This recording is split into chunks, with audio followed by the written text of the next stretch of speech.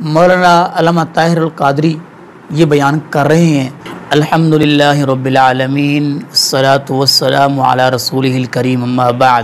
محترم سامعین، آج میں آپ کو یہ بتاؤں گا کہ کوئی بندہ کسی بندے کے اندر فنا ہو سکتا ہے؟ کیا کوئی بندہ اللہ رب العالمین کے اندر فنا ہو سکتا ہے؟ یا کوئی بندہ اللہ کے رسول صلی اللہ علیہ وسلم کے اندر فنا ہو سکتا ہے؟ جیسا کہ کہا جاتا ہے کہ فنا فی اللہ یا فنا فی الشیخ، کیا ایسے اسلام میں ہے؟ تو عرض یہ ہے کہ اسلام کے اندر یہ چیزیں نہیں ہیں۔ یہ بعد میں جہل لوگوں نے عیسائیوں کی دیکھا دیکھی، سکھوں کی دیکھا دیکھی اور اسی طرح ہندوؤں کی دیکھا دیکھی کر کے اور اسلام کے اندر یہ برے عقائد داخل کیے ہیں، جیسا کہ یہ عقیدہ ہے کہ اللہ کے رسول اللہ میں سے ہیں، حالانکہ قرآن کریم اس بات کا انکار کرتا ہے، جیسا کہ فرمایا قل هو اللہ احد اور فنا فی اللہ، فنا فی الشیخ، فنا فی الرسول۔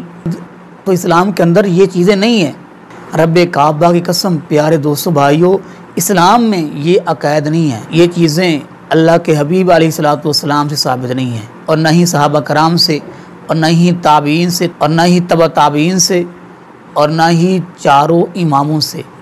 یہ بات کسی سے ثابت نہیں کہ ان کا یہ عقیدہ ہو کہ انسان عبادت کرتا کرتا اللہ میں جو ہے وہ حلول کر جاتا ہے، فنا فی اللہ، یعنی کہ وہ اللہ میں فنا ہو جاتا ہے، اور اسی طرح اللہ کے حبیب علیہ الصلوۃ والسلام سے محبت کرتے کرتے ان کی سنتوں پر چلتے چلتے انسان فنا فی الرسول ہو جاتا ہے، یا اپنے شیخ استاد کے ساتھ محبت پیار میں ان کے اندر فنا ہو جاتا ہے۔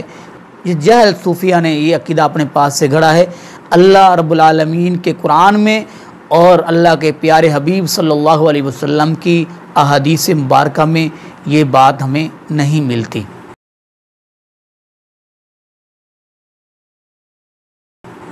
مولانا علامہ طاہر القادری یہ بیان کر رہے ہیں، تو وہ کہہ رہے ہیں کہ آتش باز ولی، آپ نے یہ نام کبھی نہیں سنا ہوگا۔ کہتے ہیں کہ مولانا روم کے مہمان آئے تو انہوں نے کہا اپنے شاگرد کو، اپنے باورچی کو کھانا گرم کر کے لاؤ، تو وہ کھانا گرم کرنے گئے، آگے لکڑی نہیں تھی، رات کا ٹائم تھا، انہوں نے اپنے کپڑوں پر تیل ڈالا اور اپنی ٹانگ پر ان کو جلا کر کھانا گرم کر کے لائے۔ تو مہمانوں نے کھانا کھایا تو رات کو ان کی ٹانگ بھی جل گئی، کپڑے بھی جل گئے۔ کہتے ہیں کہ صبح ہوتے ہی ٹانگ بھی ٹھیک تھی اور کپڑے بھی اسی طرح تھے جیسے پہلے تھے۔ تو کہتے ہیں کہ اس کے بعد ان کو وہ اپنی ٹانگ جلانا، اپنے کپڑے جلانا اپنے شیخ کی محبت میں بڑا ہی اچھا لگا اور بڑا ہی ان کو مزہ آیا اور ان کو بڑا ہی پسند آیا۔ تو کہتے ہیں کہ اس کے بعد وہ دعا کرتے تھے کہ اللہ کرے آج رات کوئی مہمان ہے، میں پھر اپنی ٹانگ کو اور اپنے جسم کو جلا کر جو ہے وہ کھانا تیار کروں۔ آپ یہ سماعت فرما لیں۔ حضرت آتش باز ولی، حضرت یہ مولانا روم کے باورچی تھے، تو وہ فنا فی الشیخ تھے۔ تو ایک رات ایسا ہوا کہ مہمان آ گئے دیر سے، تو مولانا روم کے مہمان آئے دیر سے بڑے کہ وہ کھانا پکا کے لائے، تو اس کے پاس لکڑیاں ختم تھیں۔ تو وہ پھر انہوں نے یہ نہیں کہا کہ لکڑیاں نہیں ہیں اور کھانا نہیں پک سکتا، آرڈر لے لیا اور تیل اٹھا کے اپنی ٹانگ پر کپڑوں پر اپنے اوپر ڈال دیا، اپنی ٹانگوں پر اور کپڑوں پر ڈال کر آگ لگا دی اور ٹانگوں پر، تو کپڑے جلتے رہے اور ٹانگ جلتی رہی اور تیل ڈالتے رہے، تو ٹانگ جلا کر تو کھانا گرم کر دیا، اپنی ٹانگ اور کپڑے سب کچھ جلا کر کھانا بنا دیا، تو پیش کر دیا۔ آپ نے بھی نہیں پوچھا بھئی یہ رات کو کیسے کر لیا، بس چپ کر گئے۔ صبح جب اٹھا باورچی تو ٹانگیں ٹھیک تھی، رات کو جل گئی تھی چربی خون سب، اور صبح ٹھیک تھی۔ اس کے بعد جب بھی کبھی رات کو اس کو وہ لذت آئی اپنے آپ کو یہ جلانے میں اپنے شیخ کے لیے، اس کی رضا کے لیے، کہ پھر جب کبھی لکڑیاں ختم ہوتی تو وہ لکڑیاں رات کو نہیں لاتا تھا اور دعا مانگتا کہ کاش آج کوئی ان کے محبوب مہمان آ جائے۔ اور پھر جلا کے اپنے آپ کو جلا کے کھانا پیش کروں، تو وہ ایسا ہی کرتا رہا۔ یہ عقائد ہمیں قرآن کریم اور اللہ کے نبی علیہ الصلوۃ والسلام کے مکمل احادیث کے ذخیرے سے یہ بات ہمیں نہیں ملتی۔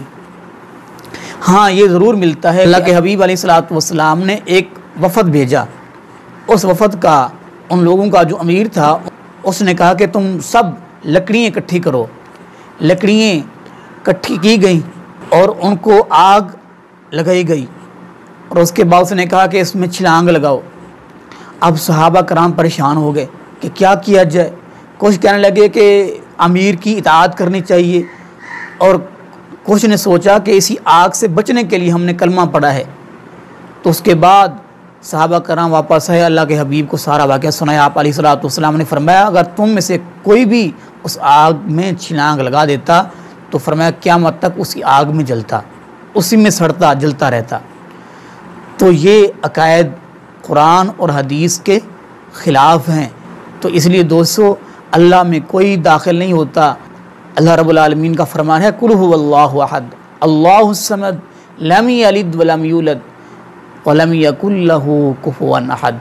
فرمایا کہہ دیجیے کہ اللہ ایک ہے، اللہ بے نیاز ہے، نہ اللہ میں سے کوئی ہے، نہ اللہ سے کوئی نکلتا ہے، نہ اللہ سے کوئی داخل ہوتا ہے، یعنی کہ نہ اللہ سے کوئی نکلا ہے، نہ اللہ کسی کا بیٹا ہے، نہ اللہ کا کوئی بیٹا ہے، نہ اللہ میں کوئی داخل ہوتا ہے، نہ اللہ کسی سے نکلا ہے۔